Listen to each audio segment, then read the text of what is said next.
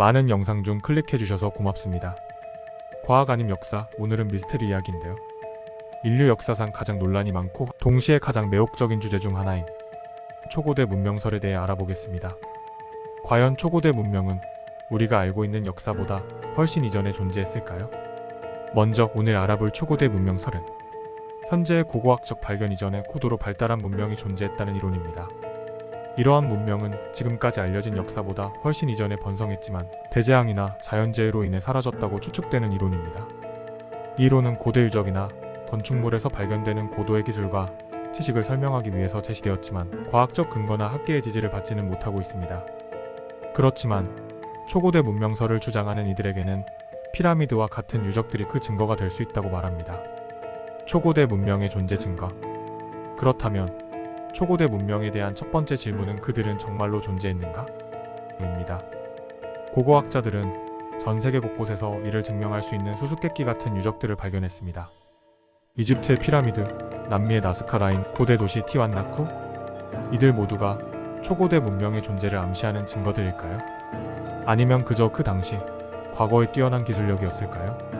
만약 이것들이 초고대 문명이라고 가정했을 때 가장 눈에 띄는 증거 중 하나는 고대 이집트의 피라미드입니다. 고대 이집트의 피라미드 건설은 수천 명의 노동자가 수십 년에 걸쳐 대규모 돌 블록을 정교하게 쌓아 올려 만들었다고 알려져 있는데요. 방대한 돌 블록을 나르기 위해서 나무 썰매 등을 사용했을 것이라고 추측하기도 합니다. 이러한 구조물들은 고대 사회의 높은 건축 기술과 조직력을 보여준다고 볼 수도 있지만 일각에서는 수십 년 동안 이렇게 건축하는 건 사실상 불가능하다라는 의견도 있습니다. 이외로 나스카 라인은 페루의 나스카 사막에 위치한 수백 개의 직선과 동물, 식물 등의 대형지상 그림인데요. 대략 기원전 500년부터 기원 후 500년 사이에 만들어진 것으로 추정됩니다.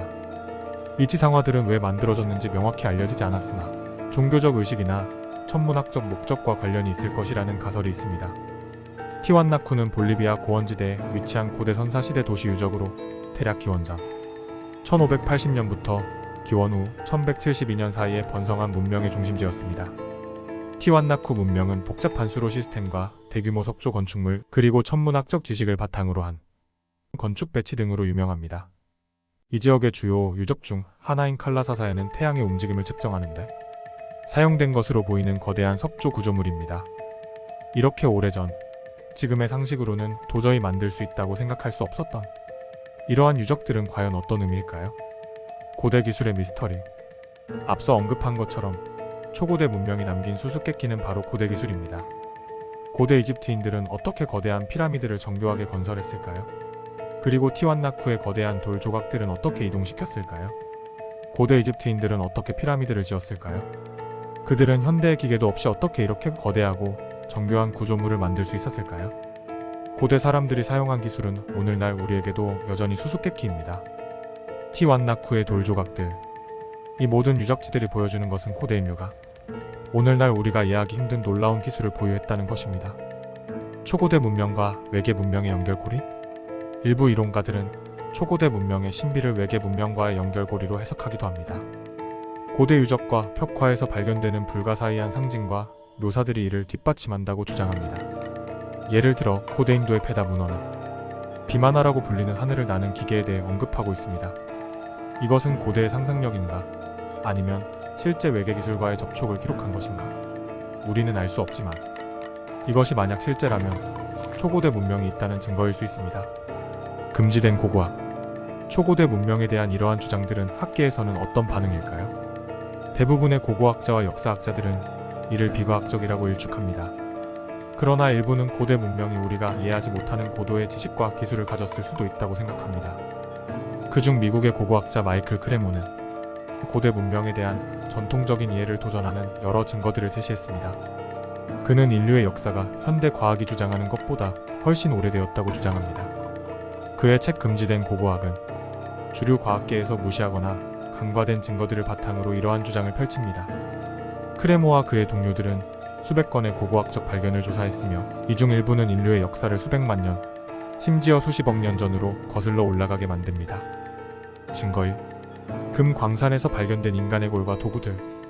19세기 캘리포니아의 금 광산에서 발견된 인간 해골과 돌 도구들은 과학자들을 놀라게 했습니다. 이 유물들이 발견된 지층은 약 5천만 년 전 것으로 추정됩니다. 만약 이 추정이 정확하다면 이는 현생 인류의 등장을 1만 년 전 즈음으로 추정되는 기존 이론을 깨뜨리는 것입니다. 더불어 이미 수천만 년 전에 인간이 지구에 존재했다는 것을 의미합니다. 증거인 고대 금속 구와 항아리. 또 다른 놀라운 발견은 20억 년 된 지층에서 발견된 금속구와 5억 년 된 지층에서 발견된 금속 항아리입니다. 이러한 물체들이 어떻게 그렇게 오래된 지층에서 발견될 수 있는지에 대한 명확한 설명은 아직 없다고 주장합니다. 증거 3. 멕시코의 한 유적지의 무기류. 멕시코의 한 유적지에서 발견된 돌도구와 무기류는 그 지역의 지층에 최대 30만 년 전 것이라는 것을 나타냅니다. 이는 현생 인류의 조상이라고 알려진 호모 사피엔스가 등장하기 훨씬 이전의 시기라서 역시 이 또한 증거라고 주장합니다. 이외에도 초고대 문명설을 지지하는 사람들은 지구상에는 이미 수억 년 전부터 다양한 유물들이 발견됐다고 말합니다. 이런 발견물들은 기존의 과학적 이해와는 상반되는 것인데요. 고대 이집트의 전구와 그리스의 노트북 컴퓨터, 영국에서 발견된 3억 6천만 년 전의 쇠망치, 그리고 캘리포니아의 초고대 스파크 플러그와 콜롬비아 고대 유적지의 현대식 비행기 모양 장신구 등은 인류 문명의 역사를 다시 쓰게 만드는 증거들이라고 말합니다. 이러한 증거들은 대부분 주류 과학계에서 부정되고 무시되어 왔습니다. 하지만 마이클 크레모는 이를 지식의 필터라고 지적하며 우리의 과거에 대한 이해는 종종 과학 이론에 기반한 경직된 시각에 의해 제한되고 있다고 주장합니다. 여러분은 이러한 주장을 어떻게 생각하시나요? 결론. 마이클 크레모의 금지된 고고학은 우리에게 중요한 질문을 던집니다. 과연 우리가 알고 있는 역사는 완전한 것일까요? 크레모가 제시한 증거들은 과학계에서 논란의 여지가 많지만 그의 주장이 조금이라도 사실이라면 우리에게 있는 미스테리로 남지 않고 다시 쓰여지는 역사로 받아들이는 때가 올지도 모릅니다. 오늘 우리는 지구가 평평하다고 믿는 사람들의 주장에 대해 알아보겠습니다. 당연히도 많은 사람들이 이러한 주장을 믿지 않고 과학적 사실로 여기지 않는데요. 그래도 현재 지구가 평평하다고 믿는 사람들이 있다고 합니다. 이들은 먼저 대부분의 사람들이 학교에서 배우는 지구의 모양은 사실 수세기 동안 이어진 믿음과 가설에 불과하다는 점을 지적하고 있는데요. 그들이 주장하는 평평한 지구 모델이 자연의 법칙과 보다 일치하다고 말합니다. 그들은 지구가 평평하다고 믿는 여러 가지 이유를 가지고 있습니다. 첫 번째, 에라토스테네스의 실험제에서 에라토스테네스는 기원전 3세기에 지구의 둘레를 측정했다고 알려져 있습니다. 그의 실험은 종종 지구가 구형임을 증명하는 데 사용됩니다. 그러나 평평한 지구 이론가들은 같은 실험이 평평한 지구에서도 유사한 결과를 낼 수 있다고 주장합니다. 그들은 태양이 지구 표면으로부터 멀리 떨어진 현재 이론 대신에 태양은 매우 작고 지구 표면에 가깝게 위치하고 있다고 가정합니다. 이러한 조건 하에서는 태양의 광선은 평행하지 않고 에라토스테네스의 실험 결과가 평평한 지구에서도 설명될 수 있다고 합니다. 두 번째, 대기 굴절의 오해. 과학자들은 때때로 지평선 너머의 객체가 보이는 현상을 대기 굴절로 설명합니다. 평평한 지구 이론가들은 이 현상이 대기 굴절이 아니라 지구의 평평함 때문에 발생한다고 주장합니다. 그들은 대기 굴절이 실제로는 시야를 제한할 뿐이며 지구가 평평하다면 지평선 너머로 물체가 보이는 것이 더 자연스럽다고 주장합니다. 세 번째, 남극 대륙의 실체. 평평한 지구 이론에서는 남극이 대륙이 아니라 지구를 둘러싸는 빙벽으로 존재한다고 봅니다. 이 빙벽이 세계의 모든 해수를 감싸 안아 바다가 우주 공간으로 흘러가지 않도록 막고 있다고 합니다. 평평한 지구 모델에서 남극을 탐험하거나 건너는 것은 사실상 불가능하며 이는 남극 대륙을 둘러싼 국제적인 탐험 제한이 실제로는 이러한 진실을 숨기기 위한 것이라고 주장합니다. 네 번째, 비행 경로의 의문. 세계 각지를 잇는 비행 경로도 평평한 지구 이론의 주요 근거 중 하나입니다. 특히 남반구에서의 직항 노선이 적고 대부분의 비행기가 북반구를 거쳐가는 경로를 선택하는 것은 지구가 평평한 경우 더 짧은 거리를 나타내는 경로가 될 수 있다고 합니다. 평평한 지구 이론가들은 이를 지구가 평평하다는 간접적인 증거로 해석합니다. 마지막, 지구 공률의 부재 증거. 평평한 지구 이론가들은 고도가 높은 곳에서나 먼 거리에서 바라볼 때 지구의 공유를 실제로 관찰할 수 없다고 주장합니다. 예를 들어 고도가 높은 장소에서도 지평선은 항상 눈 높이에서 나타나고 이는 지구가 평평함을 나타내는 것으로 해석됩니다. 또한 일정 거리 이상에서 구형지구라면 보이지 않아야 할 물체들이 시야에 들어오는 경우도 이를 뒷받침하는 증거로 제시됩니다. 하지만 지구가 둥글다고 믿는 사람들은 이러한 지구 평평설을 주장하는 이들이 주장이 터무니없다고 하는데요. 지구가 둥글다고 생각하는 대다수 사람들의 평평설 재반박. 첫 번째, 에라토스테네스의 실험과 지구의 공률. 지구가 둥글다고 믿는 대다수 사람들은 먼저 에라토스테네스의 실험은 지구가 구형임을 증명하는 초기 실험 중 하나로 실제로 지구의 둘레를 상당히 정확하게 계산할 수 있었다고 합니다. 평평한 지구 이론가들이 주장하는 태양의 위치와 크기를 가정하면 실제 관측되는 태양의 각도 변화와 일치하지 않다고 말합니다. 이들은 지구가 구형일 때만 에라토스테네스의 실험 결과와 태양의 각도 변화를 모두 설명할 수 있다고 말합니다. 두 번째, 대기 굴절 현상. 대기 굴절 현상은 빛이 대기를 통과할 때 발생하며 이 현상은 지구가 구형인 것과 완전히 일치한다고 말합니다. 지구가 평평할 경우 대기 굴절로 인해 일부 현상을 설명할 수 있겠지만 일몰이나 일출 시에 태양의 형태 변화와 별의 위치 변화 등은 구형 지구에서의 대기 굴절을 통해서만 정확히 설명할 수 있다고 주장합니다. 세 번째, 남극 대륙의 존재. 지구 평평설을 부정하는 사람들은 남극은 실제로 존재하는 대륙이며 여러 나라에서 진행한 탐험과 연구에 의해 그 존재가 입증됐다고 말합니다. 남극 대륙을 둘러싼 해양 조사와 위성 이미지, 그리고 과학 연구 기지의 설치 등은 모두 지구가 구형임을 간접적으로 증명합니다. 또한 남극을 중심으로 한 경로로 항공편이 운항되는 사례도 있으며 이는 평평한 지구 이론론자들의 주장을 반박합니다. 네 번째, 항공 경로와 구형 지구. 국제 항공 경로는 지구의 구형을 고려하여 최단 거리로 계획된다고 합니다. 또한 대부분의 항공 경로가 북반구를 거치는 이유는 주요 도시들이 북반구에 위치하기 때문입니다. 남반구 간 직항 노선이 적은 것은 경제적, 운영적 요인 때문이며 실제로 구형지구 모델을 사용하면 이러한 경로가 최단 거리임을 알 수 있다고 합니다. 마지막, 지구 공률의 관측 가능성. 지구 평평설을 반박하는 주된 사람들은 지구의 공률은 다양한 방법으로 관측할 수 있다고 말합니다. 예를 들어 높은 곳에서 바라봤을 때 배나 다리와 같은 큰 구조물의 일부분이 지평선 아래로 사라지는 것을 볼 수 있습니다. 이는 지구가 구형인 증거라고 합니다. 또한 지구의 공률은 고도가 높은 비행기나 우주에서 촬영한 사진에서도 분명히 확인할 수 있습니다. 이러한 반박은 평평한 지구 이론에 대한 주류 과학의 관점을 보여주는데요. 현대 과학은 다양한 방법을 통해 지구가 구형인 것을 증명하고 있으며 이는 천문학과 물리학, 지질학 등 여러 학문 분야의 연구 결과와 일치합니다. 이렇게 오늘은 지구 평평설을 주장하는 사람들의 주장을 알아봤는데요.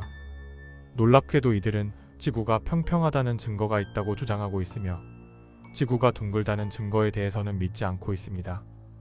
하지만 주된 사람들은 지구가 둥글다고 당연히도 생각하고 있습니다. 여러분은 지구 평평설에 대해서 어떻게 생각하시나요? 일말의 가능성이 있다고 믿으시나요? 여러분, 지구가 사실 아니 텅 비어 있다고 하면 믿으시겠습니까? 오늘은 이렇게 생각하는 사람들의 이야기인 지구 공동설에 대해서 알아보겠습니다. 지구 공동설은 지구가 속이 빈 구조를 가지고 있으며 내부에는 별도의 생태계 혹은 심지어 고급 문명이 존재할 수 있다고 주장합니다. 우리가 모르는 지구 어딘가에 내부 입구가 있다고 하는데요. 이러한 지구 공동설을 주장하는 사람들은 북극이나 남극 또는 다른 특정 지역에서 이러한 입구를 찾을 수 있다고 합니다. 먼저 앞서 언급한 것처럼 지구 공동설을 지지하는 사람들은 지구가 속이 빈 구조를 가지고 있다고 합니다. 이 이론은 수세기 동안 여러 형태로 존재해왔으며 고대 문명의 신화부터 시작해 현대 음모 이론에 이르기까지 다양한 변형을 거쳐왔는데요. 먼저 역사적 배경을 알아보겠습니다. 지구 공동설의 초기 형태는 고대 문화에서도 찾아볼 수 있습니다. 예를 들어 그리스 신화에는 지하세계가 존재하며 이는 사후 세계로의 입구로 여겨졌습니다. 17세기와 18세기에는 이 이론이 더 구체적인 과학적 가설로 발전하기 시작했으며 일부 과학자들은 이 이론을 지지했습니다. 실제로 지구 공동설을 증명하기 위한 탐험 시도는 역사적으로 몇 차례 있었습니다. 가장 유명한 사례 중 하나는 20세기 초 노르웨이의 탐험가와 발명가인 올라프 얀센과 어부잉크의 아버지 옌스 얀센의 탐험 이야기입니다. 올라프 얀센은 지구 내부를 실제로 탐험 시도를 했다고 주장합니다. 그는 1906년 자신과 아버지가 북극 해역을 항해하다가 지구 내부로 들어가는 입구를 발견했다고 주장했습니다. 그의 이야기에 따르면 그들은 북극의 어느 지점을 지나는 동안 강력한 소용돌이에 휩쓸려 내부 세계로 들어갔으며 그곳에서 고도로 발달된 문명과 마주쳤다고 합니다. 이 문명은 큰 신체적 특징을 가진 거인들로 이루어져 있었고 그들의 기술은 표면 세계의 것보다 훨씬 발달되어 있었다고 주장합니다. 올라프 얀센은 내부 세계의 중앙에 태양과 같은 빛이 존재하며 그곳의 기후는 온화하고 자연 환경이 잘 보존되어 있었다고 설명합니다. 또한 그는 그곳에서 식물과 동물, 그리고 사람들이 조화롭게 공존하는 모습을 목격했다고 주장했습니다. 이 탐험 이야기는 책 더 스모키 가드에 자세히 기술되어 있다고 합니다. 더불어 그는 지구의 내부 세계가 외부 세계와 연결되어 있다고 믿었습니다. 하지만 이러한 올라프 얀센의 주장은 과학적 검증을 받지 못했으며 대부분의 과학 커뮤니티에서는 환상적인 이야기로 간주됩니다.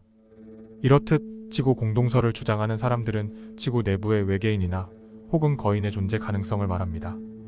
지구 내부의 외계인이나 거인과 같은 초자연적 존재들이 거주하고 있다는 것입니다. 일부 이론가들은 이 거대한 내부 세계가 외계 문명의 은신처로 사용되고 있다고 주장합니다. 이들은 지구 내부 세계가 표면의 환경 변화로부터 보호받는 완벽한 장소라고 믿으며 고대 문명과의 접촉이 여전히 이어지고 있다고 추측합니다. 또한 일부 전설과 고대 문서에서 언급되는 거인들이 실제로는 지구 내부에서 왔다고 주장하는 사람들도 있습니다. 또한 미국의 유명한 탐험가 리처드 버드 제독은 1947년 남극을 비행하면서 내부 세계에 대한 여러 가지 이야기를 남겼다고 알려져 있습니다. 버드 제독은 비행일지에 미지의 땅과 온화한 기후, 비행기를 유도하는 미확인 비행 객체에 대해서 언급했다고 전해집니다. 이러한 기록은 일부에서 지구 내부에 진입했을 가능성을 시사하기도 합니다. 또한 지구 공동설을 뒷받침할 수 있다고 주장되는 과학적 근거도 있다고 하는데요. 그중 하나는 중력 이상 현상입니다. 일부 지역에서 예상보다 중력이 약한 현상이 관찰되었는데 이는 지구 내부에 큰 공간이 존재하기 때문이라는 겁니다. 그 말은 즉 지구 내부에 큰 공간이 있다는 것이죠. 그러나 이러한 중력 이상 현상은 대체로 대규모 지질 구조의 차이에 의해 발생하는 것으로 과학계에서는 해석하고 있습니다. 이렇게 지구 공동설은 과학적 근거 부족으로 인해 이 주류 과학 커뮤니티에서는 인정받지 못하고 있습니다. 지구의 밀도와 중력 측정, 지진파 연구 등 현대 과학을 통해 얻은 데이터는 지구가 견고한 코어를 가진 고밀도의 행성임을 증명한다며 지구 공동설을 부정합니다. 또한 지구의 질량과 부피를 통해 계산된 밀도는 지구 공동이 존재한다는 가설과 맞지 않습니다. 지구의 중력도 내부가 속이 빈 구조라면 설명이 되지 않습니다. 이어서 지진파는 지구 내부의 구조를 분석하는 데 사용되기도 합니다. 이 데이터는 지구가 견고한 핵과 액체 외핵, 그리고 고체 멘틀로 이루어져 있음을 보여줍니다. 지구의 신비는 공동설에만 국한되지 않습니다. 고대부터 현대에 이르기까지 지구 내부에 숨겨진 차원이 존재할 수 있다는 다양한 이론이 제기되어 왔습니다. 예를 들어 불가사의한 지하 도시들과 지하에서 발견된 거대한 동굴 시스템들은 지구가 얼마나 복잡한 구조를 가지고 있는지를 보여줍니다. 특히 터키의 카파도키아에 위치한 데린쿠유나 카이마클리와 같은 지하 도시는 수천 년 전 거대한 인구가 지하에서 생활할 수 있었음을 증명합니다. 데린쿠유라는 도시는 1963년에 발견되었으며 최소 85m의 깊이로 지하에 펼쳐져 있습니다. 이 도시는 최대 2만여 명의 사람들을 수용할 수 있을 정도로 크며 여러 층으로 구성되어 있습니다. 데린쿠유에는 주거 공간과 저장 공간, 축사와 교회, 학교, 그리고 와인 및 기름 생산을 위한 공간 등이 포함되어 있습니다. 이 도시는 특히 긴 통로와 내부에서만 잠글 수 있는 거대한 돌로 만든 문을 통해 외부의 위협으로부터 보호받을 수 있도록 설계되었습니다. 도시 카이마클리는 데린쿠유와 마찬가지로 복잡한 구조와 여러 층으로 이루어져 있으나 규모는 조금 더 작습니다. 카이마클리는 8개 층까지 발굴되었으며 초기 기독교인들이 로마 제국의 박해로부터 피신하기 위해 사용했다고 알려져 있습니다. 이곳 역시 생활에 필요한 모든 시설이 갖추어져 있어 장기간 독립적으로 생활할 수 있었습니다. 지하 도시들의 주요 기능은 방어였습니다. 지하도시의 입구는 쉽게 숨길 수 있었고 한 번에 한 사람만 통과할 수 있는 좁은 통로는 방어를 용이하게 했습니다. 또한 이곳은 지역 주민들이 적의 침략이나 자연재해로부터 장기간 보호받을 수 있는 안전한 피난처 역할을 했습니다. 또한 최근의 과학적 발견들도 지구 내부의 미스터리를 더욱 깊게 탐구하는 데 도움을 주고 있습니다.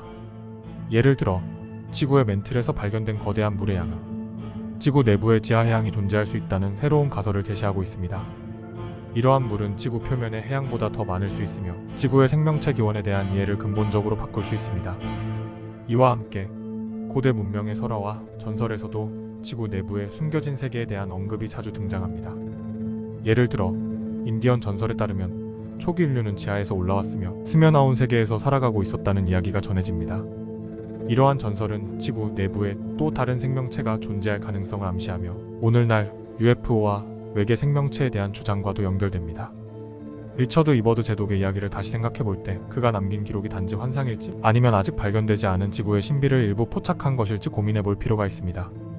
과학적인 검증이 부족함에도 불구하고 이러한 탐험과 전설은 우리에게 지구 내부에 대한 더 깊은 호기심과 탐구욕을 자극합니다. 과연 우리는 지구 내부의 모든 비밀을 이미 발견한 것일까요? 아니면 아직도 숨겨진 차원이 더 존재할까요? 과연 여러분들은 지구 공동설에 대해서 어떻게 생각하시나요? 많은 미스테리들 중에서 피라미드의 건축에 대한 의문, 초고대 문명 혹은 외계인에 대한 존재, 거인설 등 만약 지구 내부에 큰 공간이 있다면 그 공간 안에 고도로 발달된 문명이 존재하고 우리가 생각하는 외계인이나 거인들이 있다면 많은 미스테리들이 충분히 설명 가능할 것 같기도 합니다. 하지만 많은 사람들은 이 내용들은 사실이 아니라고 말합니다. 그렇다면 올라프 얀센과 버드 제독은 거짓말을 한 것일까요? 오늘 주제는 빛과 시간 여행 그리고 우주입니다. 빛의 속도는 우리의 상상을 초월하는 현상들을 가능하게 하지만 만약 우리가 빛보다 더 빠르게 움직일 수 있다면 어떤 일이 벌어질까요? 물리학의 법칙을 깨뜨리며 시간 여행의 문을 열 수 있을까요? 오늘 이 모든 질문에 대한 답을 찾아보겠습니다. 1.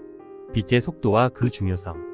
빛의 속도는 초당 약 29만 9,792km로 우주에서의 제한 속도입니다. 이는 우주의 기본 규칙 중 하나로 아인슈타인의 상대성 이론에서 중요한 역할을 합니다. 빛의 속도로 이동한다는 것은 현대 과학에서 아직 도달할 수 없는 꿈이지만 그 가능성을 탐구하는 것은 매우 흥미로운 일입니다. 2. 만약 빛보다 빠르게 움직였을 때 물리학에서는 타키온이라는 가상의 입자가 빛의 속도를 초과할 수 있다고 가정합니다. 타키온이 현실에서 발견된 적은 없지만 이 입자가 존재한다면 시간의 흐름을 역전시키는 데 기여할 수 있을 것입니다. 하지만 현재의 물리학 법칙 내에서 빛보다 빠르게 움직이는 것은 불가능하며 이는 에너지가 무한대가 되어야 하기 때문입니다. 3. 우리가 우주 끝을 못 보는 이유. 이렇듯 빛보다 빠른 물질은 아직 발견하지 못했습니다. 또한 우주의 규모는 거대하며 우리가 우주를 관측하는 주된 수단은 빛입니다. 빛의 속도는 앞서 말했듯이 상당히 빠르지만 우주의 규모에 비하면 제한적입니다. 이러한 빛의 속도 제한 때문에 우리는 과거의 우주만을 볼 수 있으며 그 범위 내에서만 우주를 관측할 수 있습니다. 이를 관측 가능한 우주라고 합니다. 4. 관측 가능한 우주의 개념. 관측 가능한 우주는 지구로부터 빛이 우주의 나이 동안에 우리에게 도달할 수 있는 최대 거리로 정의됩니다. 우주의 나이는 약 138억 년으로 추정되기 때문에 이론적으로 우리가 관측할 수 있는 우주의 반경은 약 138억 광년으로 생각할 수 있습니다. 그러나 우주의 팽창으로 인해 실제 관측 가능한 우주의 반경은 약 460억 광년에 달합니다. 5. 빛의 여행과 시간. 우리가 별이나 은하를 바라볼 때 우리는 그들의 과거를 보고 있습니다. 빛이 우리에게 도달하는 데 시간이 걸리기 때문입니다. 예를 들어 지구로부터 100만 광년 떨어진 별에서 발생한 빛이 우리에게 도착하는 데에는 100만 년이 걸립니다. 이는 우리가 그 별의 100만 년 전 상태를 보고 있다는 의미입니다. 6. 우주의 팽창과 관측 한계. 우주의 팽창은 관측 가능한 우주의 범위에도 영향을 미칩니다. 우주가 팽창함에 따라 빛의 속도로도 접근할 수 없는 거리로 물체가 멀어질 수 있습니다. 이는 우리가 관측할 수 있는 우주의 범위를 제한하며 우주의 일부는 우리의 관측 범위를 벗어나게 됩니다. 7. 우주의 팽창 개념. 우주의 팽창은 빅뱅 이론을 통해 처음으로 제안되었습니다. 빅뱅 이후 우주는 지속적으로 팽창하고 있으며 이 팽창은 모든 방향으로 일어나고 있습니다. 이것은 우주에 있는 은하들이 서로 멀어지고 있다는 것을 의미합니다. 중요한 점은 우주 자체가 팽창하고 있다는 것이지 은하들이 어떤 중심점으로부터 이동하고 있는 것이 아니라는 점입니다. 8. 우주 팽창 속도와 빛의 속도. 우주 팽창의 속도는 우주의 다양한 지점에서 다르게 나타날 수 있습니다. 이는 우주의 팽창이 균일하지 않기 때문입니다. 특정 조건 하에서 우주의 어떤 영역은 빛의 속도보다 빠르게 팽창할 수 있습니다. 이러한 현상은 우주의 팽창이 공간 자체의 확장이라는 점에서 기인합니다. 알버트 아인슈타인의 일반 상대성 이론에 따르면 공간은 중력과 다른 힘에 의해 변형될 수 있으며 이로 인해 공간 자체가 확장될 수 있습니다. 9. 우주의 팽창과 지평선. 우주가 빛의 속도보다 빠르게 팽창할 수 있다는 사실은 우리가 관측할 수 있는 우주에도 영향을 미칩니다. 이는 관측 가능한 우주와 전체 우주 사이의 구분을 만듭니다. 우주의 일부 영역은 우리로부터 너무 빠르게 멀어져 그곳에서 발생한 빛이 우리에게 도달할 수 없습니다. 이로 인해 우리는 전체 우주를 관측할 수 없으며 우주의 팽창으로 인해 그 경계가 점점 더 넓어지고 있습니다. 10. 상대성 이론과 시간여행. 그러면 시간여행은 어떨까요? 아인슈타인의 상대성 이론은 시간과 공간이 서로 연결되어 있으며 빠르게 움직일수록 시간이 느려진다고 설명합니다. 이론적으로 빛의 속도에 가까워질수록 시간은 거의 멈춘 것처럼 느려지게 됩니다. 그러나 여기서 더 나아가 빛보다 빠르게 이동한다면 우리는 시간을 거슬러 과거로 갈 수도 있을까요? 11. 시간여행의 기본 개념. 시간여행은 사람이나 물체가 과거나 미래로 이동할 수 있는 개념입니다. 과학소설과 영화에서는 다양한 방법으로 시간여행을 묘사하지만 현대 물리학에서는 이를 가능하게 하는 몇 가지 이론이 있습니다. 가장 중요한 이론 중 하나가 바로 아인슈타인의 상대성 이론입니다. 12. 과거로의 시간여행. 먼저 과거로의 시간여행은 복잡합니다. 혹은 불가능할 수 있습니다. 일반적인 이론에 따르면 과거로 가기 위해서는 시공간의 단축 경로인 웜홀을 통과해야 합니다. 웜홀은 두 지점을 직접 연결하는 시공간의 통로로 가정되지만 이들의 존재는 아직 증명되지 않았습니다. 또한 웜홀을 안정적으로 유지하고 통과하는 것은 현재 기술로는 불가능합니다. 13. 미래로의 시간여행. 미래로의 시간여행은 과거보다는 상대적으로 쉽습니다. 예를 들어 우주선이 빛의 속도에 가까운 속도로 여행한다고 가정해 보겠습니다. 이 우주선 안에서의 시간은 지구상의 시간보다 훨씬 느리게 흐릅니다. 여행을 마치고 지구로 돌아온 우주선의 승무원에게는 몇 년밖에 지나지 않았을 수 있지만 지구에서는 수십 년, 심지어 수백 년이 지났을 수 있습니다. 이렇듯 미래로 가는 시간여행에 대한 실제 실험 중 하나로 유명한 사례는 1971년에 진행된 하펠-키팅 실험입니다. 이 실험은 상대성 이론, 특히 시간의 상대성에 대한 아인슈타인의 예측을 실제로 증명하기 위해 설계되었습니다. 1. 하펠-키팅 실험 개요. 물리학자 조지프 하펠과 천문학자 리처드 키팅은 4개의 세슘 원자시계를 상업용 항공편에 실어 전 세계를 동쪽과 서쪽 방향으로 각각 2번씩 비행시켰습니다. 이 실험의 목적은 지구를 기준으로 움직이는 비행기 내의 시계와 움직이지 않는 지구상의 시계 간의 시간 차이를 측정하여 아인슈타인의 상대성 이론에 의한 시간의 느려짐을 검증하는 것이었습니다. 2.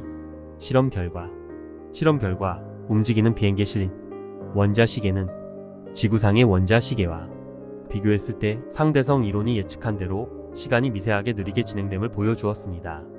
특히 동쪽으로 비행했을 때와 서쪽으로 비행했을 때 시간의 차이는 지구의 자전 방향과 비행 방향에 따른 상대적인 속도 차이에 의해 발생했습니다. 3. 과학적 의미. 하펠-키팅 실험은 아인슈타인의 일반 상대성 이론의 정확성을 뒷받침하는 중요한 증거 중 하나로 평가됩니다. 이 실험은 높은 속도로 이동하는 물체 내부에서의 시간이 실제로 느리게 흐를 수 있음을 실제로 증명했습니다. 이는 시간이 절대적인 것이 아니라 관찰자의 운동 상태에 따라 상대적으로 변할 수 있음을 의미합니다. 이 실험은 상대성 이론의 이론적 예측을 실험적으로 확인한 것뿐만 아니라 현대 기술, 특히 GPS 시스템의 정확성을 높이는 데에도 중요한 기초 자료를 제공했습니다. GPS 위성은 지구 대기권 밖에서 빠른 속도로 움직이기 때문에 이 위성들의 시계는 지구상의 시계와 비교해서 시간이 미세하게 다르게 진행되는데 이 차이를 보정하지 않으면 위치 결정의 정확도에 큰 영향을 미칠 수 있습니다. 14. 시간여행의 가능성. 현재로서는 과거로의 시간여행은 많은 과학적 장애물에 부딪히고 있습니다. 웜홀의 존재와 이를 통한 여행의 가능성은 여전히 가설에 불과합니다. 반면 미래로의 시간 여행은 상대성 이론에 의해 가능한 것으로 보이지만 빛의 속도에 가까운 속도로 여행할 수 있는 기술적 수단을 개발하는 것도 현재로서는 큰 도전입니다.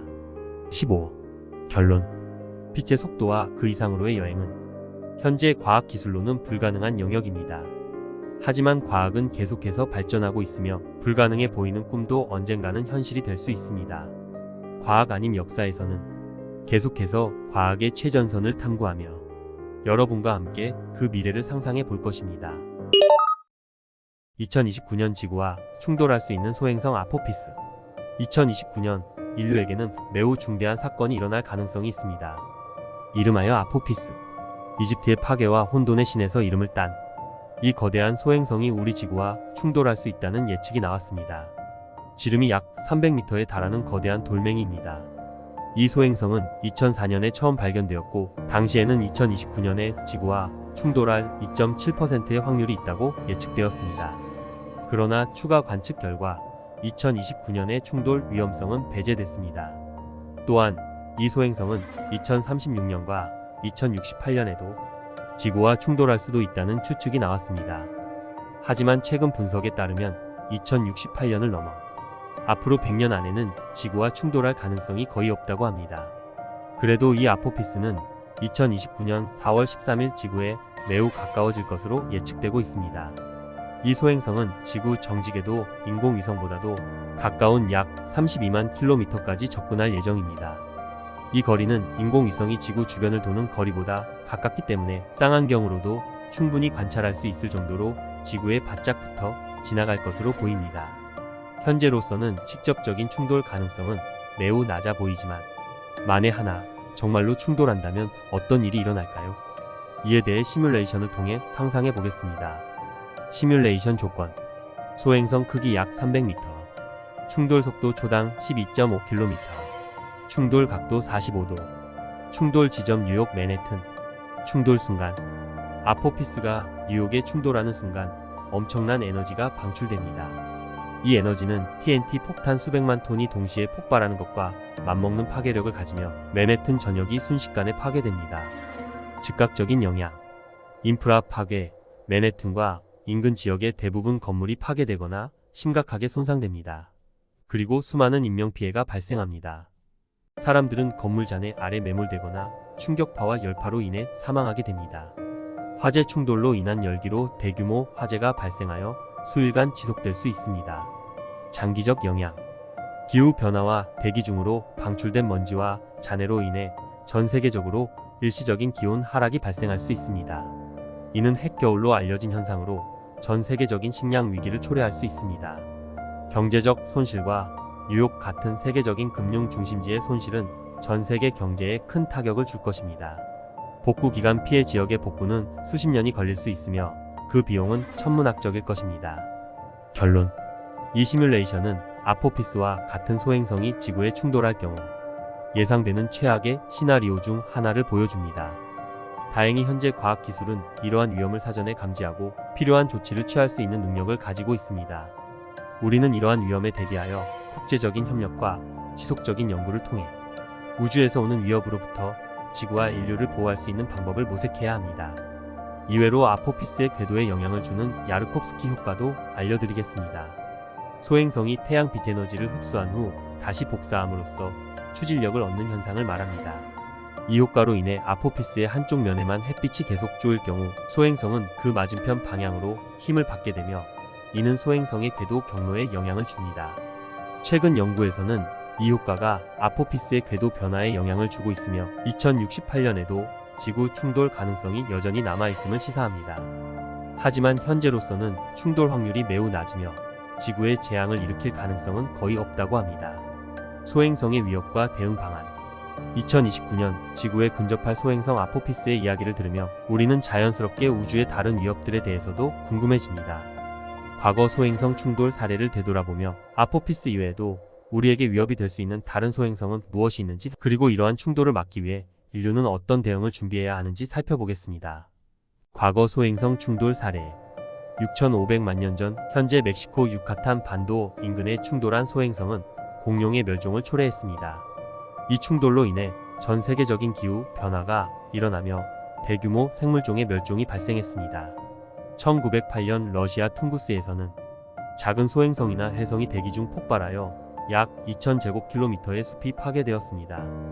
이 사건은 인류 역사상 기록된 소행성 충돌 중 가장 강력한 에너지를 방출한 예입니다. 2013년 러시아 첼라빈스크 사건. 2013년 2월 15일 러시아 첼라빈스크 지역 상공에서 소행성이 대기 중으로 진입하여 폭발하였습니다. 이 사건은 소행성이 지구에 직접 충돌하지 않고도 상당한 피해를 일으킬 수 있음을 보여줍니다. 폭발로 인해 발생한 충격파는 건물의 창문을 파괴하고 약 1,500명 이상의 사람들이 부상을 입었습니다. 이 사건은 소행성 감시 및 대응 체계의 중요성을 재확인시켜주는 계기가 되었습니다. 러시아 첼라빈스크 사건을 포함하여 과거 소행성 충돌 사례들은 인류에게 중요한 교훈을 제공합니다. 이러한 사건들은 우리가 우주의 위협을 심각하게 받아들이고 적절한 대비책을 마련해야 하는 이유를 분명히 보여줍니다. 미래 대응 계획의 중요성. 이제 우리는 과거 사례를 바탕으로 미래에 발생할 수 있는 유사한 위협에 대비해야 합니다. 첼라빈스크 사건은 소행성이나 해성의 작은 파편조차도 지구에 상당한 피해를 줄 수 있음을 시사합니다. 이를 방지하기 위해서는 국제적인 협력하에 체계적인 감시망을 구축하고 소행성의 궤도를 변경할 수 있는 기술을 개발하는 것이 필수적입니다. 또한 소행성 충돌 시나리오에 대한 대중의 인식을 높이고 이에 대응하기 위한 국제적인 행동 계획을 수립하는 것도 중요합니다. 소행성 충돌은 드문 사건이지만 그 영향은 매우 파괴적일 수 있습니다. 따라서 우리는 첼라빈스크 사건과 같은 과거의 경험을 통해 얻은 지식을 바탕으로 더욱 발전된 기술과 대응 전략을 개발해 나가야 합니다. 지구와 인류를 보호하기 위한 이러한 노력은 지속적인 관심과 투자를 필요로 합니다. 우주에서 오는 위협에 대비하는 것은 우리 모두의 책임이며 이를 통해 우리는 더욱 안전한 미래를 만들어 갈 수 있습니다. 현재 위협이 되는 다른 소행성들. 베누는 지름이 약 500m에 달하는 소행성으로 2135년경 지구에 매우 근접할 것으로 예측되고 있습니다. 이 소행성도 지구 충돌 확률은 낮지만 충돌한다면 광범위한 파괴를 일으킬 수 있습니다. 디디모스와 그의 달 디모포스는 이중 소행성 시스템으로 인류는 디모포스를 대상으로 첫 번째 소행성 방어 시험인 다트 임무를 수행하였습니다. 소행성 충돌 방지 대책, 운석 충돌 방지 기술. 가장 유망한 기술 중 하나는 소행성의 궤도를 변경하는 것입니다. 나사의 다트 임무는 이러한 방법을 테스트하기 위해 설계되었으며 소행성의 우주선을 충돌시켜 그 궤도를 미세하게 변경하는 방식입니다. 중력 트랙터. 소행성 근처에 우주선을 배치하여 우주선의 중력으로 소행성의 궤도를 천천히 변경하는 방법입니다. 이 방법은 시간이 많이 소요되지만 극단적인 경우를 제외하고는 충돌 위험을 제거할 수 있습니다. 핵폭발. 소행성을 파괴하거나 궤도를 변경하기 위해 핵무기를 사용하는 방안도 고려되고 있습니다. 그러나 이 방법은 소행성이 여러 조각으로 나뉘어 오히려 여러 충돌 위협을 만들 수 있기 때문에 마지막 수단으로 여겨져야 합니다. 이러한 기술적 접근법 외에도 국제적인 협력이 중요합니다. 유엔은 이미 우주위협 대응을 위한 국제기구인 유엔 우주위협 경감기구를 설립하여 소행성 충돌 위협에 대한 글로벌 대응 체계를 구축하고 있습니다. 이 기구는 전 세계의 천문학자들이 소행성을 감시하고 잠재적 충돌 위험에 대비할 수 있도록 지원합니다. 미래 방향. 소행성 충돌은 낮은 확률의 사건이지만 만약 발생한다면 인류에게 치명적일 수 있습니다. 따라서 지속적인 감시와 연구, 그리고 국제적인 협력을 통해 이러한 우주의 위협으로부터 지구를 보호하는 데 집중해야 합니다. 과학자들은 우주 망원경과 지상 관측소를 사용하여 수천 개의 근지구 소행성을 추적하고 있으며 이러한 노력을 통해 위험한 소행성을 조기에 발견하고 대응 계획을 수립할 수 있습니다. 결론. 아포피스의 근접 비행은 우리에게 큰 교훈을 줍니다. 우주는 끝없는 가능성을 품고 있지만 동시에 우리가 대비해야 할 위협도 존재합니다. 우리는 이러한 위협을 직면할 준비가 되어 있어야 하며 지구를 보호하기 위해 가능한 모든 수단을 동원해야 합니다. 오늘은 우리가 상상만 해온 미래 기술, 바로 양자 컴퓨팅에 대한 여정을 함께 떠납니다. 양자 컴퓨터는 정보를 처리하는 방식에서 혁명을 일으킬 잠재력을 가지고 있는데요. 그럼 이 신비한 양자 컴퓨터 세계로 함께 떠나볼까요? 1부. 양자 컴퓨팅이란? 우리가 일반적으로 사용하는 컴퓨터는 비트라고 불리는 단위로 정보를 처리합니다. 비트는 0 또는 1, 즉 이진수를 사용해 정보를 표현하는데 이는 전구가 꺼져 있는 상태와 켜져 있는 상태를 나타내는 것으로 생각할 수 있죠. 그런데 양자 컴퓨터는 여기에 혁명을 일으킵니다. 큐비트라고 불리는 정보 단위를 사용하는데 이는 0과 1의 상태를 동시에 표현할 수 있습니다. 어떻게 이게 가능할까요? 바로 양자역학의 양자 중첩 원리 덕분입니다. 일부 확장. 양자 컴퓨팅의 기본 이해. 양자 컴퓨팅을 이해하기 위해서는 먼저 기존 컴퓨터가 작동하는 원리부터 살펴봐야 합니다. 현재 우리가 사용하는 컴퓨터는 0과 1, 두 가지 상태를 나타내는 비트를 기반으로 합니다. 이 비트들의 조합으로 복잡한 연산과 정보 처리가 이루어지죠. 하지만 양자 컴퓨터는 이와 전혀 다른 접근 방식을 사용합니다. 위브. 양자 중첩과 양자 얽힘.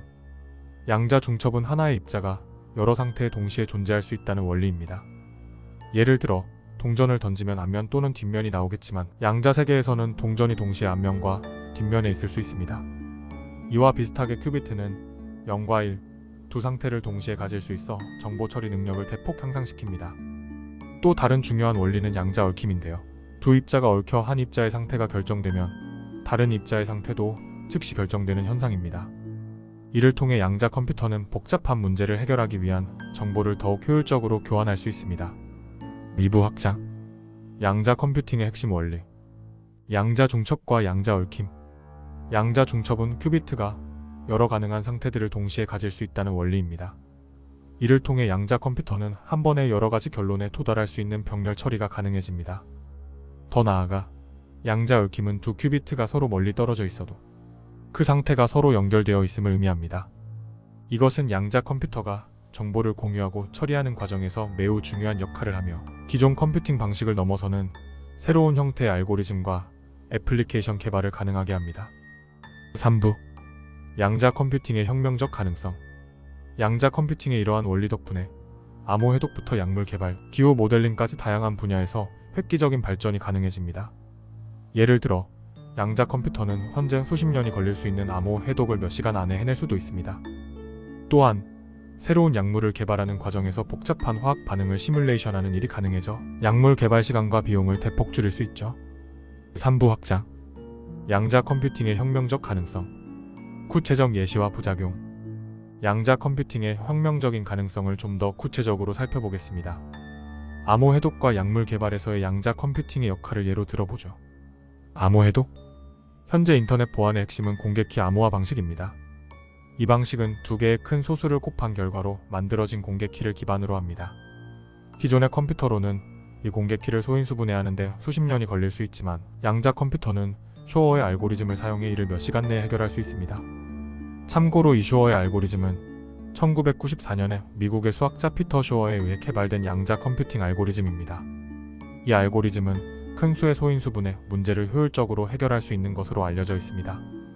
기존의 컴퓨터로는 매우 큰 수를 소인수분해하는 데 수백 년이 걸릴 수 있지만 쇼어의 알고리즘을 사용하는 양자 컴퓨터라면 이를 몇 시간 혹은 몇 분 안에 해결할 수 있습니다.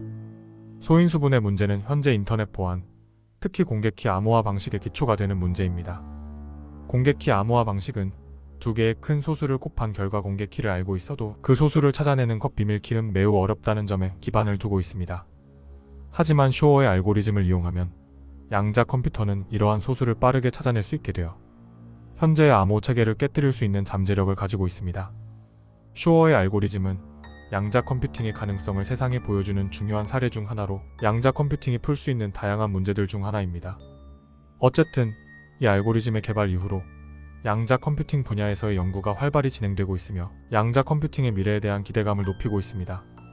이는 양자 컴퓨터가 보안 암호를 깨트리는 데 사용될 수 있음을 의미하며 이는 막대한 권력을 가질 수 있습니다. 그러나 이와 동시에 양자 암호화 기술의 개발로 더욱 강력한 보안 시스템을 구축할 수 있는 가능성도 열립니다. 약물 개발. 양자 컴퓨터는 약물 개발에서 복잡한 분자와 그 반응을 시뮬레이션할 수 있습니다. 이는 수많은 화합물을 실험실에서 실제로 테스트하지 않고도 그 효능을 빠르게 평가할 수 있음을 의미합니다. 예를 들어 특정 바이러스에 대한 약물의 효과를 예측하고 최적화하는 데 몇 주 밖에 걸리지 않을 수 있습니다. 이는 새로운 치료법의 개발을 가속화하고 전 세계적인 보건 위기에보다 신속하게 대응할 수 있는 길을 열어줍니다. 부작용. 양자 컴퓨팅의 발전은 놀라운 가능성을 제시하지만 막대한 권력과 정보를 소수가 독점할 위험이 있습니다. 이는 개인의 사생활 침해, 경제적 불평등의 증가, 심지어 국가 간의 긴장 고조로 이어질 수 있습니다. 따라서 양자 컴퓨팅의 발전과 함께 윤리적, 사회적 문제에 대한 깊은 고민과 적절한 규제의 마련이 필요합니다. 4부 현재의 도전 과제. 하지만 양자 컴퓨터는 아직 초기 단계에 있습니다. 안정적인 큐비트를 만들고 유지하는 것이 주요 도전 과제인데요. 환경적 요인으로부터 큐비트를 보호하기 위한 방법을 개발하는 것이 중요합니다. 그럼에도 불구하고 과학자들은 이러한 문제를 해결하기 위해 노력하고 있으며 양자 컴퓨팅 기술의 미래는 매우 밝다고 할 수 있습니다. 4부 확장. 안정적인 큐비트 생성과 큐비트 이해. 양자 컴퓨팅의 핵심은 큐비트에 있습니다. 앞서 언급한 큐비트를 만드는 방법은 여러 가지가 있습니다. 초전도 회로, 이온 함정, 양자점 등 다양한 물리적 시스템을 이용할 수 있죠. 초전도 큐비트는 저온에서만 작동하기 때문에 극저온 환경을 유지하는 데 막대한 비용이 발생합니다. 이온 함정 큐비트는 원자를 이온화하여 전자기장으로 포획하는 기술을 사용하며 상대적으로 높은 안정성을 가집니다. 큐비트를 안정적으로 유지하고 환경적 요인으로부터 보호하는 것은 양자 컴퓨팅의 가장 큰 도전 중 하나입니다. 큐비트는 매우 민감하여 온도 변화나 전자기장 같은 외부 요인에 의해 쉽게 교란될 수 있습니다. 따라서 고도의 정밀 기술과 상당한 비용이 필요합니다. 양자 컴퓨팅은 여전히 발전 중인 기술이며 그 가능성만큼이나 많은 도전 과제가 존재합니다. 하지만 이러한 도전을 극복하고 큐비트의 안정성을 확보한다면 우리의 세계를 혁신할 무한한 가능성을 열 수 있습니다. 5부 미래 전망. 양자 컴퓨팅 기술의 발전은 계속되고 있습니다. 이 기술이 완전히 발전하면 우리의 일상생활, 과학 연구, 그리고 산업 전반에 걸쳐 광범위한 변화를 가져올 것입니다. 5부 확장. 양자 컴퓨팅의 미래 전망.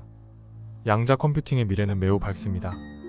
현재로서는 기술적 도전 과제가 남아있지만 이러한 문제들을 해결함에 따라 우리는 전에 없던 계산 능력을 손에 넣을 것입니다.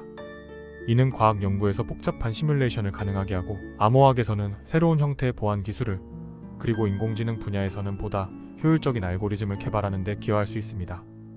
또한 양자 컴퓨팅은 새로운 형태의 인터넷, 양자 인터넷의 탄생을 앞당길 수도 있습니다.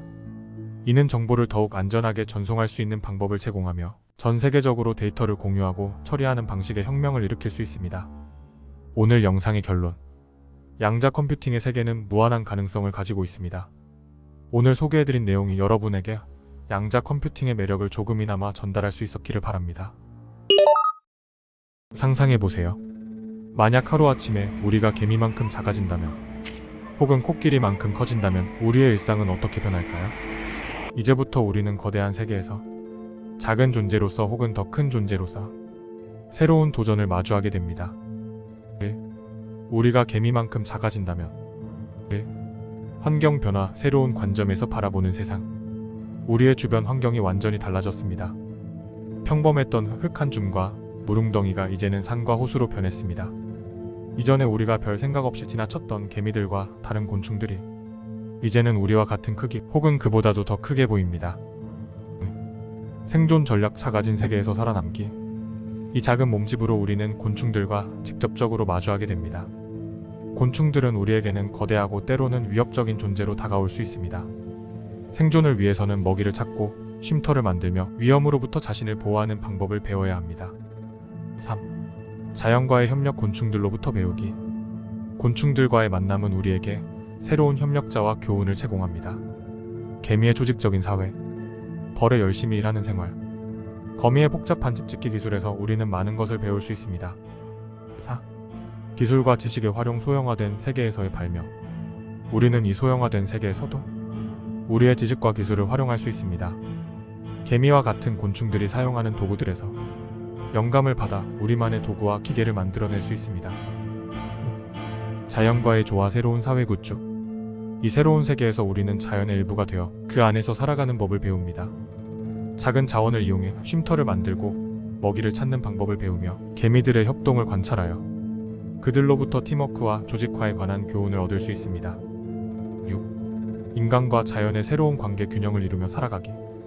이 여정을 통해 우리는 인간과 자연의 관계, 대해 새로운 시각을 얻게 됩니다. 우리는 자연의 일부이며 우리 주변의 모든 생명체와 균형을 이루며 살아가야 한다는 사실을 다시 한번 깨닫게 됩니다. 우리가 개미만큼 작아져서 겪게 되는 모험은 우리에게 자연과 더욱 조화롭게 공존하는 방법을 가르쳐 줄 것입니다. 7. 인간이 개미만해진다면의 결론. 상상 속의 여정은 우리에게 많은 것을 가르쳐 줍니다. 우리가 얼마나 작든지 간에 우리의 지식과 협력이 우리를 강하게 만든다는 사실을요. 자연과 더욱 가까워지는 이 여정을 통해 우리는 우리 자신과 우리가 사는 세계에 대해 더 많이 배울 수 있습니다.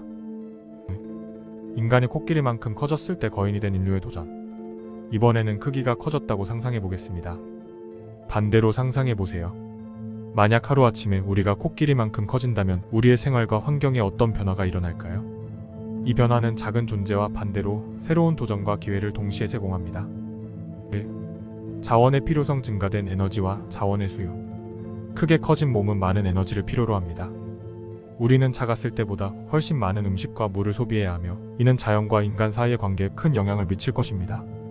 지속 가능한 자원 활용 방안과 에너지 효율성은 생존을 위한 핵심 과제가 됩니다. 환경과의 조화. 거대한 인류와 자연 환경. 거대해진 인류는 주변 환경에 더 큰 영향을 미치게 됩니다. 우리가 걷는 곳마다 발자국이 남고 기존의 인프라와 건축물은 우리에게 너무 작게 느껴질 것입니다. 이에 따라 우리는 자연과 조화를 이루며 살아갈 새로운 거주 공간과 생활 방식을 개발해야 합니다. 3. 사회적 도전. 증가된 크기에 따른 사회 구조의 변화. 인류가 거대해짐에 따라 우리의 사회 구조와 상호작용 방식에도 변화가 필요합니다. 개인 간의 공간, 사회적 거리, 그리고 공공시설의 크기와 구조도 재설계되어야 합니다. 이는 새로운 건축 방식과 도시계획의 필요성을 불러일으킵니다. 4. 기술과 혁신. 거대한 몸집에 맞는 새로운 기술 개발. 현재의 기술과 도구들은 거대해진 우리에게 적합하지 않습니다. 따라서 새로운 크기에 맞는 도구와 기계, 그리고 기술을 개발해야 합니다. 이는 교통수단, 의료기기, 일상생활용품에 이르기까지 다양한 분야의 혁신을 가져올 것입니다. 생태계와의 상호작용. 더 커진 우리는 더 큰 영향을 미칠 것이다. 새로운 생태계의 구성원으로서 거대해진 우리는 생태계 내에서 새로운 위치를 차지하게 됩니다. 우리의 활동은 주변 생물에게 큰 영향을 미칠 수 있으며 이는 새로운 생태계의 균형을 찾는 과정을 필요로 합니다.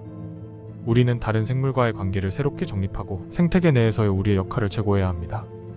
6. 인간이 거대해진 인류의 새로운 미래. 결론. 인간이 코끼리만큼 커졌을 때 우리 앞에 펼쳐진 새로운 세계는 많은 도전을 제시합니다. 개미만큼 작았을 때처럼 몸집이 큰 곤충과 동물로부터의 위협을 없앨 것입니다. 하지만 우리는 지금도 부족한 한정된 자원을 더욱더 효율적으로 활용할 방법을 찾아야만 합니다. 그렇지 않으면 거대화된 인간의 미래는 보통 크기로 살아가는 지금보다 더욱더 암울할 것입니다. 3. 현재의 우리. 지금이 어쩌면 가장 적절한 크기일 수도. 현재 우리는 자원의 고갈, 환경 문제 등 여러 가지 많은 문제가 있습니다. 어쩌면 이러한 문제들을 해결할 수 있는 가능성이 있는 크기가 지금 우리들이 생각하는 보통 크기일 수 있습니다. 우리의 몸집, 기술, 사회 구조는 지금의 지구 환경과 자연 생태계와의 균형을 이루기 위해 발전해 왔습니다. 하지만 상상 속에서 우리가 개미만큼 작아지거나 코끼리만큼 커진다면 이 균형은 새롭게 조정되어야 합니다. 1. 자연과의 조화. 지금의 크기에서 배우는 교훈. 우리 현재의 크기에서 우리는 자연과 조화롭게 살아가는 법을 배워왔습니다. 숲을 보호하고 동물과 공생하며 지속 가능한 자원 활용 방안을 모색하는 것이 그 예입니다. 이러한 교훈은 우리가 크기가 변했을 때에도 중요한 가치를 지닙니다. 사회적 상호작용. 현재 크기의 중요성. 인간 사회는 우리의 현재 크기에 맞춰 구성되어 있습니다. 거리감, 커뮤니케이션 방식, 그리고 공공시설의 설계는 모두 인간의 평균적인 몸집을 기준으로 합니다. 만약 우리의 크기가 달라진다면 이 모든 사회적 상호작용도 새롭게 조정되어야 할 것입니다. 3. 기술과 혁신. 현재의 크기로 이룬 성과. 우리의 기술과 문명은 현재 인간 크기에 최적화되어 발전해 왔습니다. 작은 전자기기에서부터 거대한 건축물까지 모든 것은 우리 몸의 크기와 사용 편의성을 고려하여 설계되었습니다. 우리의 크기가 변한다면 기술과 문명의 발전 방향도 새로운 도전에 직면하게 될 것입니다. 4. 환경 영향. 책임감 있는 존재로서의 우리. 인간의 활동은 지구 환경에 큰 영향을 미치고 있습니다. 우리의 적절한 크기에서 우리는 환경에 미치는 영향을 인식하고 지속 가능한 방식으로 살아가려는 노력을 해야 합니다. 우리가 크기가 달라진다면 이러한 책임감은 더욱 중요해질 것입니다. 4. 오늘 영상의 결론, 현재의 우리와 미래의 가능성. 상상 속에서 우리의 크기가 변화한다면 우리는 새로운 도전에 직면하겠지만 현재까지 우리가 쌓아온 지식, 기술, 그리고 자연과의 조화로운 삶에서 배운 경험들은 우리를 살아남게 할 것입니다. 크기가 변한다 해도 우리의 지혜와 협력은 여전히 우리를 강하게 만들 것입니다. 우리가 현재 살아가고 있는 이 크기에서 우리는 이미 많은 것을 이루어냈고 상상력을 통해 미래에도 새롭게 도전할 준비가 되어 있습니다. 때문에 현재 우리의 크기, 우리가 가진 것들을 소중히 여기고 지금 상황에서 발전할 수 있는 방법을 모색해야 합니다. 지구온난화가 이제는 단순한 온난화를 넘어 열대화라는 새로운 단계로 진입하고 있습니다. 이것이 무엇을 의미하는지, 우리와 우리 행성에 어떤 변화를 가져올지 오늘 이야기해보겠습니다. 먼저 세계 최대의 산호 군락지인 호주의 그레이트 베리어 리프에서 사상 최악의 백화 현상에 직면했다는 소식이 있었는데요. 백화 현상은 산호가 하얀 골격을 드러내는 것으로 수온 상승으로 인해서 산호를 살찌우는 조류가 떠나거나 사망하면 발생합니다. 일반적으로 산호 덮개의 10% 이상이 표백되면 백화 현상으로 간주됩니다. 특히 전체 산호의 39%는 61% 이상이 표백된 상태로 매우 심각한 수준이라고 합니다. 백화 현상에도 산호는 일정 기간 생존할 수 있지만 지속될 경우 성장이 느려지고 질병에 취약해져 최종적으로는 폐사에 이를 수 있습니다. 대규모 폐사를 막기 위해서는 수온이 낮아져 해양 생물들이 돌아와야 산호가 회복될 수 있다고 합니다. 과연 우리 산호들은 다시 건강을 회복할 수 있을까요? 다시 지구온난화로 돌아와 보겠습니다. 지구온난화는 지난 몇십 년간 우리가 계속 경고해 온 현상입니다. 이산화탄소와 다른 온실가스들이 대기 중으로 방출되면서 지구의 평균 기온이 상승하고 있죠. 그 결과 극지의 얼음이 녹고 해수면이 상승하며 기후 패턴이 변하고 있습니다. 이러한 지구온난화는 1824년 프랑스의 물리학자 조제프 푸리에가 지구가 태양으로부터 받은 열을 유지하는 능력에 대해 처음으로 연구하면서 지구온난화의 과학적 기반을 마련했습니다. 이어서 다른 과학자들이 이산화탄소가 열을 흡수하여 지구의 온도를 상승시킬 수 있다는 사실을 실험을 통해 밝혀냈습니다. 1896년에는 스웨덴의 화학자 스반테 아레니우스가 인류가 화석 연료를 사용함으로써 대기 중의 이산화탄소 농도를 증가시키고 이것이 지구 온도를 상승시킬 것이라고 처음으로 주장했습니다. 그의 이론은 당시에는 큰 주목을 받지 못했다고 합니다.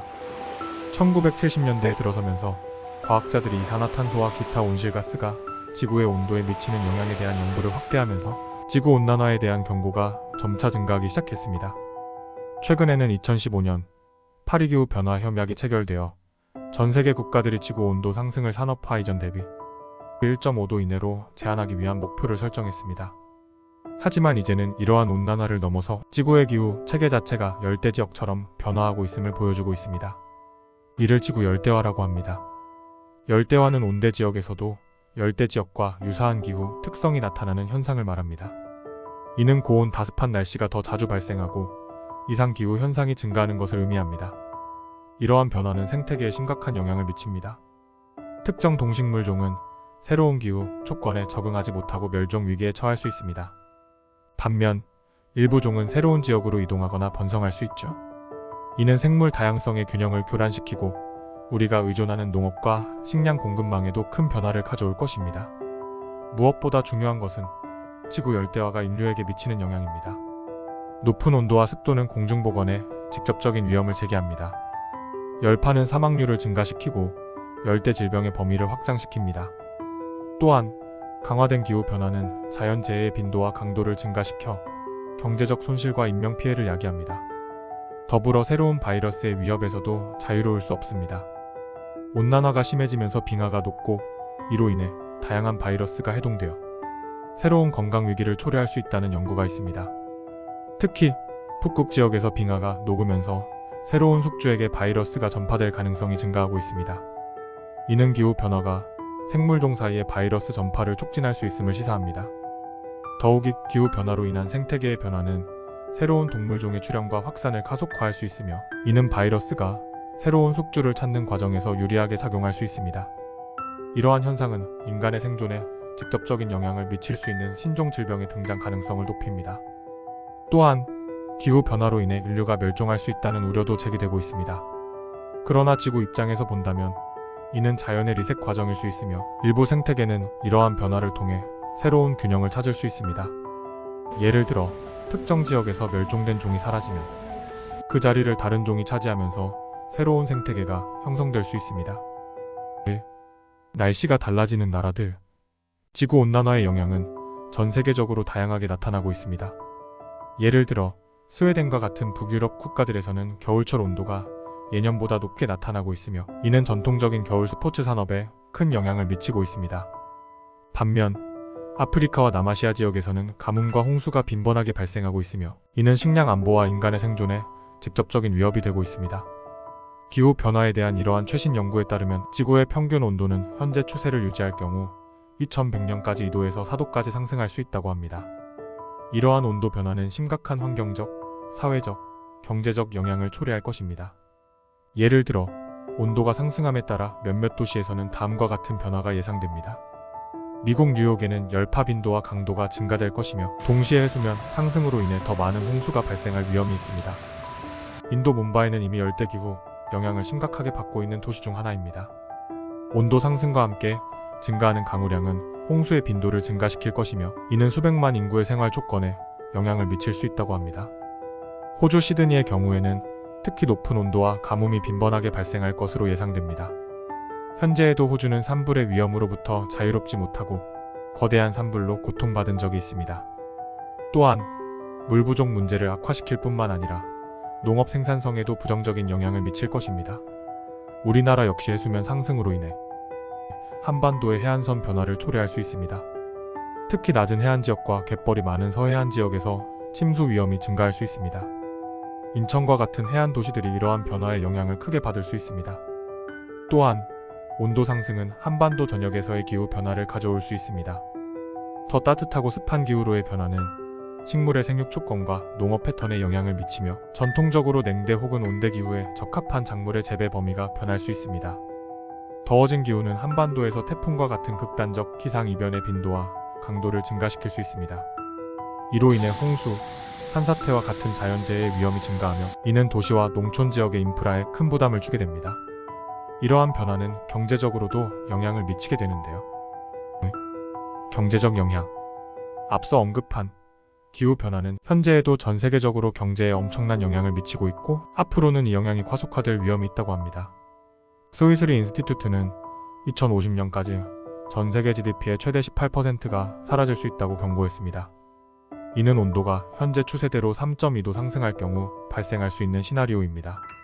미국에서는 특히 저소득 지역이 더 큰 경제적 손실을 겪을 것으로 예상되며 이는 부와 소득의 격차를 더욱 확대시킬 수 있습니다. 3. 정책 및 국제협력 사례. 그렇다면 현재 전 세계는 어떻게 기후 변화에 대응하고 있을까요? 전 세계의 많은 나라들이 기후 변화에 대응하기 위해 다양한 정책을 시행하고 있습니다.